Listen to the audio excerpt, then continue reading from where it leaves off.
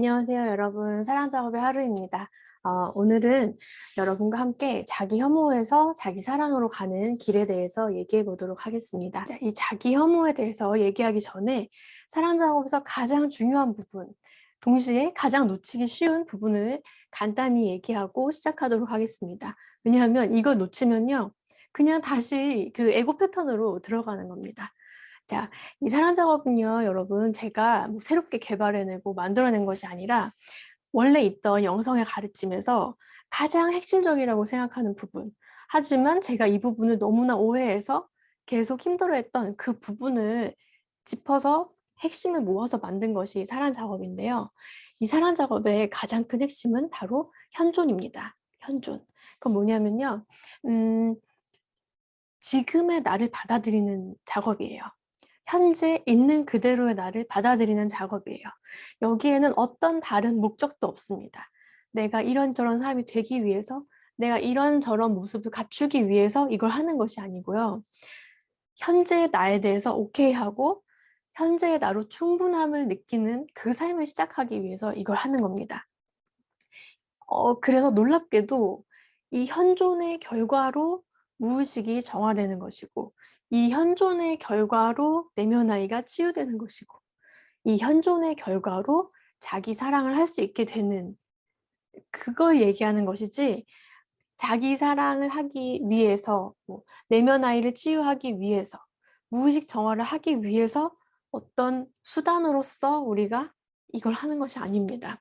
그래서 현존은 수단이 아니고요. 현존 자체가 목적이 돼야 되는 것이고, 지금 있는 그대로의 나를 수용하는 것 자체가 목적이고, 그것으로 모든 것이 충족되는데, 그 결과로서 신기하게도 이런 결과들이 오는 거예요. 현실도 변하고, 무의식 정화도 되고, 이렇게. 근데 이거를 이제 우리가 이렇게 생각하면 헷갈릴 수가 있는데, 연애를 생각하면은 굉장히 쉽게 이해될 수가 있어요. 우리가 누군가랑 좋아서 만나는 것이 먼 미래를 위해서가 아니잖아요. 이 사람 너무 좋으니까 그 시간 자체를 좋아하기 때문에 만나는 거죠. 근데 만약에 어떤 사람이 이 사람을 만남으로써 얻는 어떤 이득 때문에 연애를 한다 할게요. 얘랑 만나면 뭐 뭐가 있지? 뭐 얘랑 만나면 얘가 돈이 많아서 내가 돈을 더 잘 벌게 돼서, 뭐 얘랑 만나면 내가 좀 사회적으로 입지가 높아져서, 그런 것도 있잖아요. 무슨 조건 보고 만나는 그런 만남들 있잖아요. 그럼 여러분, 어떤 다른 목적을 위해서 얘를 만나는 것이 우리가 봤을 때 이게 되게 좋게 느껴지진 않잖아요. 사랑이라고 느껴지진 않잖아요. 그것처럼 나를 지금 이 순간 만나자는 건데, 이 순간 있는 그대로의 나와 항상 함께 있어 보자는 건데, 얘를 통해서 어떤 이득을 얻으려고, 현실적인 어떤 이득을 얻으려고 나를 만나면은 내가 다 알아요. 나를 이용하는구나. 나를 이용해서 뭘 하려 하는구나. 심지어 지금의 나를 만나서 무의식을 정화하려고 한다. 이것조차도 그저 나를 만나고 싶어서가 아니라 무의식 정화라는 어떤 목적을 위해서, 음, 내면 아이 치유라는 어떤 목적을 위해서 이런 것이 좋게 느껴지지 않게 되어 있기 때문에 가장 중요한 것은 현존 자체가 목적이 되어야 한다는 것이죠. 어, 그냥 현재 있는 그대로의 나를 한번 만나보자. 여기 있어보자. 여기 있음으로써 뭘 얻기 위해서가 아니라 여기 있는 것 자체를 위해서 그냥 현재의 나와 있어보고 싶어서. 그렇잖아요. 우리가 그렇게 다가오는 사람을 좋아하지 나를 통해서 뭘 얻고 싶어 하는 목적을 가진 사람을 만나고 싶어 하지 않듯이 이렇게 쉽게 생각할 수 있습니다. 그래서 이 사랑 작업을 할 때 가장 중요한 것은 어떤 사람이 되려고가 아니라 그냥 지금의 내가 누구인지, 내가 지금 뭘 느끼고 있고 어떤 것들을 생각하고 있는지 한번 같이 들어보고 여기 있어주기 위해서, 현재의 나에 대해서 오케이 해주기 위해서, 그런 충만한 현재를 살아가는 그 시간이 계속 이어지면서 결과적으로는 우리가 기대치도 않았던, 바라지도 않았는데 그런 선물들이 다 오는 거예요. 무의식이 정화되고 본래의 나로 돌아가게 되고 나 자신을 더 사랑하게 되고 내면 아이가 치유되고 이런 결과들이 있는 겁니다. 그러면서 현실도 당연히 변화해 가는 것이죠. 이 현존이라는 핵심을 놓치지 않으시면서 이 사랑 작업을 해 나가셨으면 좋겠습니다. 자, 그러면 우리를 굉장히 괴롭히는 이 자기 혐오에 대해서 이제 얘기해 보도록 할게요. 저는 정말 자기 혐오를 병이라고 한다면 오랫동안 그 병을 알았던 것 같아요. 오랫동안 그 병을 알았는데 이 사랑 작업을 하면서 어느 순간에 내가 더 이상 나를 혐오하는 그 마음을 갖고 있지 않다는 것을, 더 이상은 나를 그렇게 혐오하지 않는다는 것을, 그 자기 혐오의 감옥에서 빠져나왔다는 걸 딱 알았던 순간이 있어요. 그래서 그게 이제 지금도 떠올리면 생각이 나는데, 그 전까지를 떠올리면은 자기 혐오는 하나의 감옥이죠. 감옥이에요. 뭘 해도 계속해서 옆에서 나를 비난하는 애가 있는 거예요. 뭐 예를 들면은 뭘 좀 잘해서 기분이 좋았다. 나 이거 해냈구나라고 느낄 때 아유 그까짓 거 하고 뭐 이런 식으로. 근데 지금 너무 그 자기 혐오에 그 기억이 오래돼 가지고 뭐라고 했었는지 탁탁 떠오르진 않는데 정말 냉정하게 저한테 하는 그 목소리가 있었어요, 항상. "네가 그렇지 뭐." 라든지 뭔가 희망을 갖는 순간에 "그런다고 될 것 같아? 네가 그걸 잘할 수 있을 것 같아?" 그리고 하여튼 계속 그런 식의 자기 비난? 그런 게 오는 거예요. 그래서 예를 들면 단순히 거울을 보면서 '오늘 좀 괜찮네?' 이런 생각을 할 때도 '아이고 괜찮기는 뭐가 괜찮아. 웃기고 있다.' 이런 식으로 계속 비아냥하고 조롱하고 나를 계속 흠집내려고 하는 그런 목소리가 은근히 대놓고 하는 건 아닌데 은근히 계속 있는 그런 느낌인 거죠.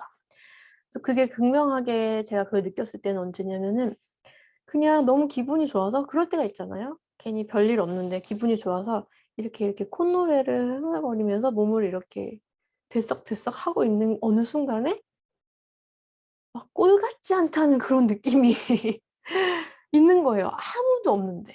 여기 아무도 없는데도. 그래서 움찔하게 되는, 아무도 날 보고 있지 않은데도 내가 나를 보는 눈이 그렇게 나를 비아냥대고 조롱대는 그 눈빛이 있어서 내가 거기서 어떤 움직일 수 없게 되는 그런 상태를 이제 많이 경험했던 게 기억이 나요. 아무도 그렇게 하지 않는데도 내 스스로 나를 그렇게 하고 있기 때문에 저는 이제 제가 그렇게 하고 있다는 것을 알았어요.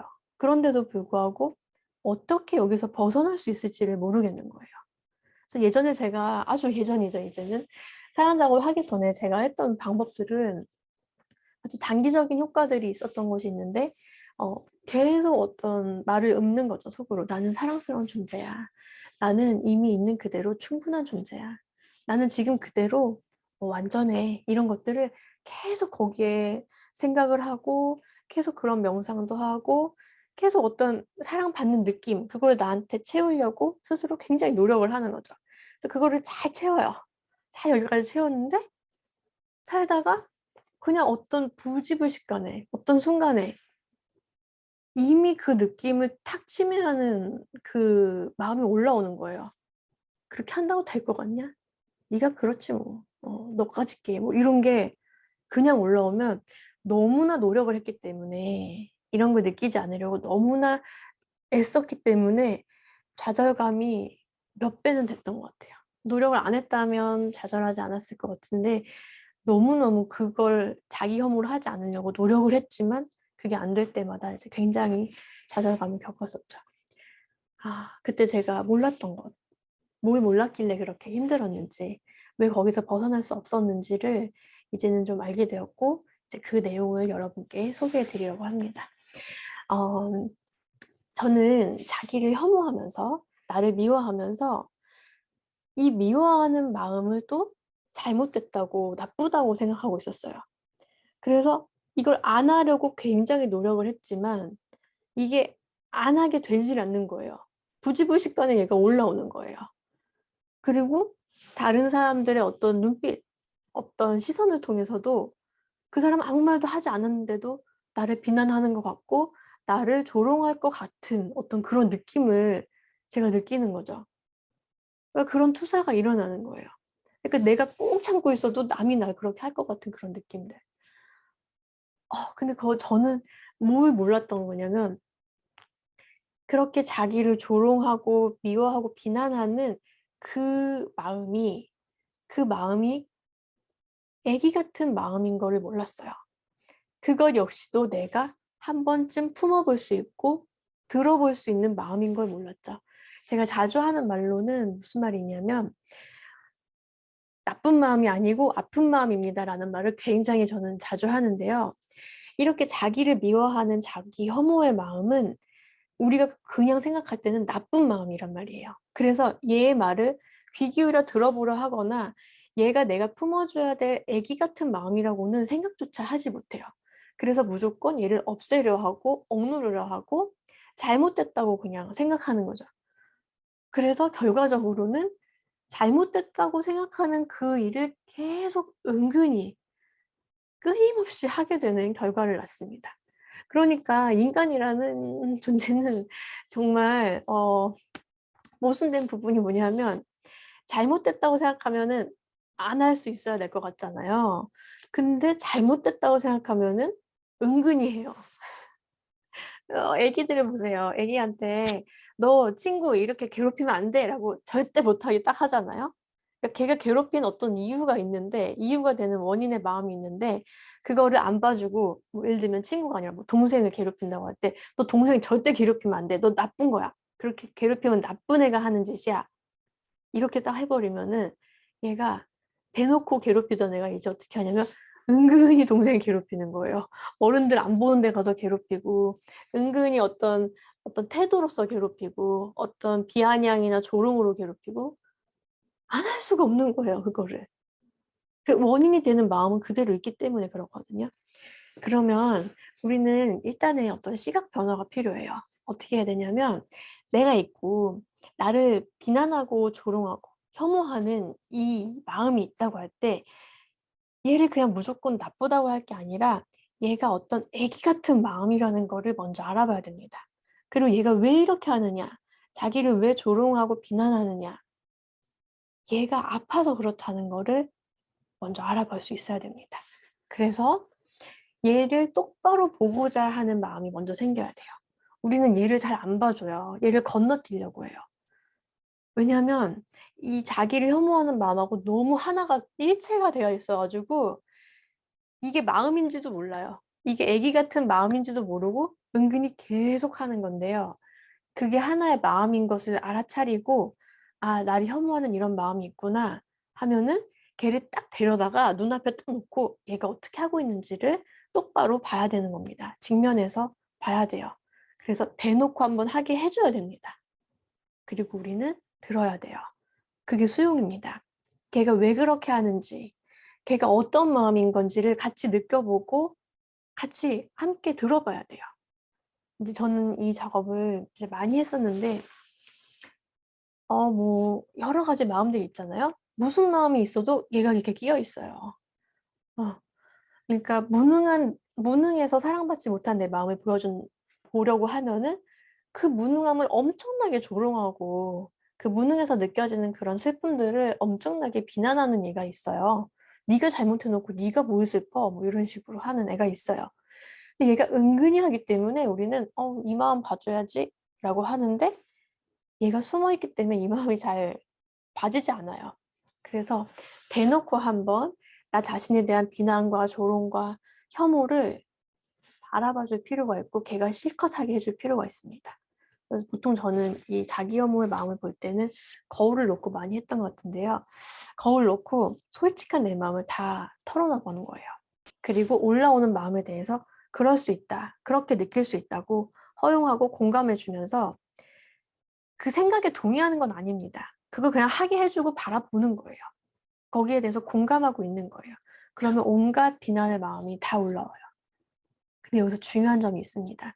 우리가 억눌린 상태로 은근히 자기를 혐오하고 비난할 때는 그게 어떤 느낌인지를 모르게 됩니다. 모르면서 하는 거예요.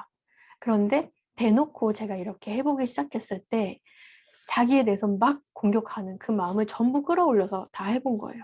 해 봤더니 하면서 점점 안에서 느껴지는 느낌이 변해간다는 걸 발견했어요.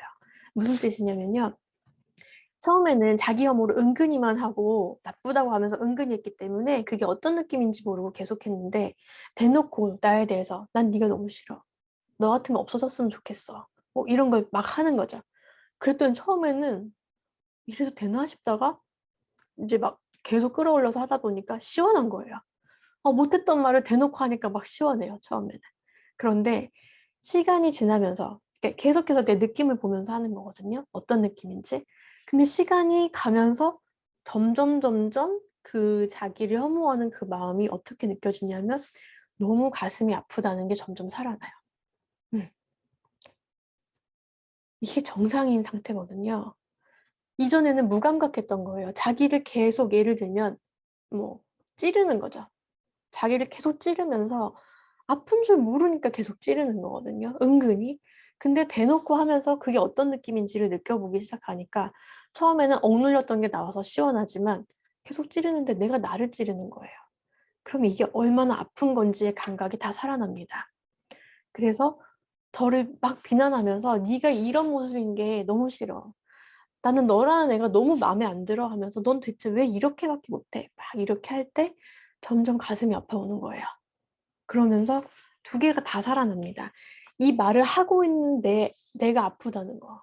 나를 이렇게 비난하고 있는 내가 아프다는 거. 이게 살아나는 동시에 이 비난을 듣고 있는 내 마음이 너무 아프다는 거. 두 개가 다 살아나요. 이 두 마음이. 그러니까 우리는 아픔에 저항하면서 계속 그 비난을 했던 건데, 아픔에 대한 저항이 풀려가면서 얼마나 이게 아픈 건지가 생생하게 느껴진다는 거예요. 그래서 결국 뭘 알게 됐냐면요. 얘가 왜 이렇게 비난하는지를 스스로 알게 됐는데, 하면서 네가 이렇게 하니까 버림받지. 네가 이렇게 하니까 사람들한테 미움받지. 너는 이렇게, 네가 이래서, 네가 이러이렇기 때문에 네가 또 그런 버림을 당한 거야 하고 비난하고 있는 걔의 마음은 뭐였냐면, 이 버림받음이 너무 아픈 애가 이 버림받은 애를 비난하고 조롱하고 혐오하고 있었던 거를 알게 됐어요. 그러면서 이 둘이 하나로 이렇게 합해지는 겁니다. 분열됐던 자아가 하나로 통합되는 거예요. 버림받음이 너무 아픈 애가 자기가 또 버림받기 싫어서 이 느낌을 피하기 위해서 자기를 비난하고 있었다는 걸 알게 되는 거죠. 그래서 얘가 사실 얘였던 거예요. 이 버림받음이 너무 아픈 애가 이걸 느끼지 않기 위해서 자기를 비난하면서 너 다시는 이런 거 하지 마. 그래야 네가 이 버림받음 안 느낄 수 있어 하면서 얘를 비난하는 거거든요. 그러니까 이렇게 돌아와야 돼요. 그래서 남는 건 누구냐면 버림받은 애, 사랑받지 못한 애, 미움받은 애, 얘가 남는 거예요. 이 느낌을 이제 느끼기로 하는 거예요. 그러면서 이 비난은 어디서부터 오고 있는 거냐면, 버림받는 게 너무 두려우니까 또 그럴까 봐, 또다시 그 느낌을 느끼게 될까 봐 얘가 하나, 분열된 자아가 하나 생겼던 거예요. 자기를 비난하는. 더 구체적으로 설명해 볼게요. 예를 들면은 너무 못난이라서, 내 스스로 못난이라고 느껴져 가지고 사람들한테 버림받은 경험이 있을 때 '난 너무 못난이라서 버림받았어.' 이런 마음이 여기 느껴지는 거죠. 근데 못난이라서 버림받은 그 느낌은 누구에게나 있는 거예요. 이 지구에 살면서 피할 수 없는 느낌이에요. 근데 그 느낌이 있을 때 여기를 잘 보세요. 여기에서 모든 문제가 시작되는 건데, '나는 못난이라서 버림받았어.'라는 이 느낌을 그냥 하나의 느낌으로 받아들이게 되면은 그건 흘러가면서 못난이라 버림받은 느낌과 못난이라서 사랑받는 느낌도 있는 거예요. 이 두 개는 그냥 파도치는 거예요. 진실된 어떤 우리의 고정적인 정체성이 아니라 버림받거나 사랑받거나는 계속 반복되는 파도치는 경험입니다, 이 세상에서. 영원한 것도 아니고 일시적으로 계속 왔다 갔다 하는 거예요. 파도 같은 것인데, 우리는 못난이라서 버림받았어라고 느끼는 순간 이거를 느끼기를 거부해요. 이 느낌을. 거부하면서 어떤 신념을 믿으면서 이걸 거부합니다. 나는 못난이야. 나는 못난이라서 버림받았어라고 믿으면서 이 마음은 느끼지 않아요. 그렇게 하면서 신념이 하나가 딱 고정적으로 생기는 겁니다. 우리 정체성에 대한 신념이 생기는 거예요. 너무 이상한 여기서 일이 일어나는 거예요. 나는 못난이라 버림받았다는 느낌은 느끼지 않으면서 나는 못난이라 버림받았다고 믿습니다. 동시에 어떻게 하냐면 이 느낌을 다시는 느끼지 않으려고 애쓰는 자아가 생겨요. 걔가 바로 자기를 혐오하는 얘예요. 나는 다시는 너 같은 그런 느낌을 느끼지 않을 거야. 라고 하면서 얘를 비난하면서 얘는 이제 애쓰는 에고의 탄생이에요. 다시는 못난이 소리를 듣지 말아야지. 나는 잘난 애가 돼서 사랑받아야지. 해서 사랑에 집착하는, 그리고 이 버림받은 느낌을 다시 느끼지 않으려는 얘가 형성이 된 거예요. 그러면서 동시에 여기에는 이렇게 노력은 하면서 무의식적으로는 나는 못나서 버림받은 존재야 라고 믿고 있어요. 신념으로. 그럼 이 모든 원인이 어디에 있냐면 나는 못나서 버림받았어라는 그 느낌, 그 버림받음의 느낌을 그냥 수용해서 그건 하나의 느낌이구나. 이거는 사실이 아니야. 진실이 아니야를 아는 마음으로 그냥 이거를 수용해준, 그 수용이 없었기 때문에 이 모든 복잡한 일들이 일어난 겁니다. 그래서 우리는 이걸 거꾸로 가는 거예요. 에고의 삶은 나는 못나서 버림받았어라는 이 느낌을 다시는 느끼지 않으려고 하면서 나는 못나서 버림받은 존재야 라고 믿는 동시에 여기에 저항하면서, 안 느끼려고 저항하면서 잘나지려고, 잘난 애가 돼서 다시는 버림받지 말아야지라고 노력하는 애가 동시에 이 못난 애를 비난하면서 살아가는 이런 분열된 삶을 살게 되는 것이죠. 그러면 얘가 자기 혐오하는 애라면 우리는 어디부터 수용해 가는 거냐면 얘부터 하나씩 수용해서 거꾸로 여기로 돌아가야 되는 거예요. 자기를 비난하고 혐오하는 얘는 왜 이러고 있느냐 하면 이 버림받음이 너무 아파서 이 느낌을 안 느끼려고 저항하면서 생겨난 애입니다. 그러면 이 저항을 하지 않음으로써 우리는 다시 통합될 수 있는 거예요. 이 저항하는 애의 속마음으로 대놓고 하게 하면서 얘를 바라보고 있어요. 직면. 이게 현존하는 거죠. 현재의 나, 이 혐오하고 있는 나를 끌어안아 보는 겁니다. 수용해 보는 겁니다. 왜 그러는지. 실컷 하게 해주세요. 실컷 하게 해주면서 얘가 사실 얼마나 아픈지가 살아나게 돼 있다고 아까 과정을 설명드렸죠. 자기를 비난하는 얘는 사실은 이 버림받음이 너무 아픈 애고 다시는 이걸 경험하지 않게 해주고 싶어서 생겨난 애기 때문에 얘가 사실 얘였다는 거, 너무 아파서 그랬다는 거, 그거를 우리가 수용을 통해서 알게 되면서 이렇게 통합되는 거예요. 이 과정에서 자기를 비난하고 조롱하고 혐오하는 그 행위가, 그런 마음이 얼마나 아팠는가가 다 살아나야 돼요. 아픔이. 우리는 아픈 줄 몰라서 계속하는 겁니다. 아픔을 아주 둔감하게 만들어서 아픔에 저항하면서 그걸 둔감하게 만들었기 때문에 항상 그걸 할 수 있는 거예요. 근데 그 아픔이 다 살아나면, 진짜 이게 아픈 거라는 거를 느낄 수 있게 되면 너무 아파서 이걸 멈추는 거죠. 그러면서 원래 그 하나의 아픔으로 돌아가는 거예요. 그 최초에 내가 피하려고 했던 그 아픔, 못나서 버림받은 게 너무 아프다로 돌아가서, 자, 이 아픔을 이제 수용해주기 시작하죠. 너무 아프다. 이 아픔을 이제 봐주기 시작할 때 이 아픔은 사실이 아니라 하나의 느낌입니다. 버림받았다는 하나의 느낌이에요. 못나서 버림받은 존재라는 그런 것은 없어요, 이 세상에. 그런 느낌이에요. 그리고 그 느낌은 하나의 짝을 또 가지고 있죠. 못나서 버림받은 느낌과 못나서 사랑받은 느낌도 있어요. 그래서 이 느낌을 회복해 갈 때 그냥 이거는 고정적인 어떤 것이 아니라 나는 버림받을 때도 있고 사랑받을 때도 있구나, 이렇게 돌아가게 되는 겁니다. 돌아가고 그건 하나의 느낌이 되는 거예요. 그래서 이거를 강력하게 믿고 있던 내면 아이, 나는 버림받은 존재야, 나는 못나서 버림받은 존재야 라고 강력하게 믿고 그 느낌을 계속 무의식에서 붙잡고 있던 그 애는 사라지는 거예요. 그 내면 아이는 사라지는 거예요.